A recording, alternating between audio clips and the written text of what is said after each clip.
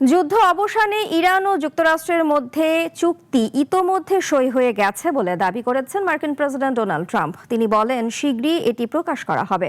G7 সম্মেলনে যোগ দিতে ফ্রান্সে পৌঁছে প্রেসিডেন্ট ইমানুয়েল ম্যাক্রোকে পাশে নিয়ে কথা বলেন তিনি। প্রায় ৪ মাস ব্যাপী যুদ্ধের অবসান ঘটাতে যুক্তরাষ্ট্র ও ইরান একটি সমঝোতা স্মারকে সই করেছে। মার্কিন প্রেসিডেন্ট ডোনাল্ড ট্রাম্প এ তথ্য নিশ্চিত করেছেন। বিশ্বের বড় অর্থনীতির দেশগুলোর জোট G7 এর শীর্ষ সম্মেলনে যোগ দিতে সোমবার ফ্রান্সে পৌঁছানোর কিছুক্ষণ পর ট্রাম্প বলেন, চুক্তিতে স্বাক্ষর করা হয়েছে এবং হরমুজ প্রণালী ইতিমধ্যে আংশিকভাবে খুলে দেওয়া হয়েছে। ট্রাম্প যখন ইভিয়ান লে বা শহরে ব্রিফিংয়ে একথা বলছিলেন, তখন পাশে ফ্রান্সের প্রেসিডেন্ট ইমানুয়েল ম্যাক্রো ছিলেন।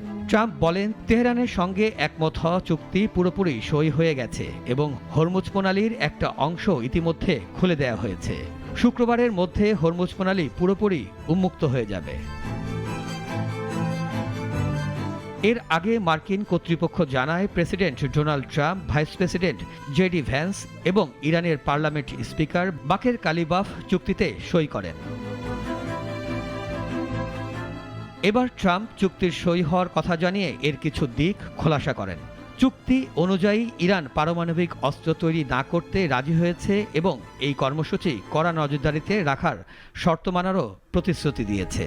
ইরান যা করার প্রতিশ্রুতি দিয়েছে সেটি না করা পর্যন্ত তাদের ওপর থেকে নিষেধাজ্ঞা শিথিল হবে না।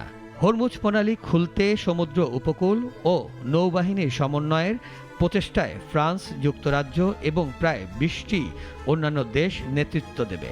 চুক্তি অনুযায়ী যুদ্ধবিরতির মেয়াদ 60 দিন বাড়বে এবং এই সময়ের মধ্যেই ইরানের পারমাণবিক কর্মসূচির মতো কণ্টকাকীর্ণ বিষয়গুলোতে সিদ্ধান্ত নেওয়া হবে। শুক্রবারে সুইজারল্যান্ডে আনুষ্ঠানিকভাবে চুক্তি সইয়ের নথি হস্তান্তর সম্পন্ন হবে। মিরাজ মিজু, নাগরিক।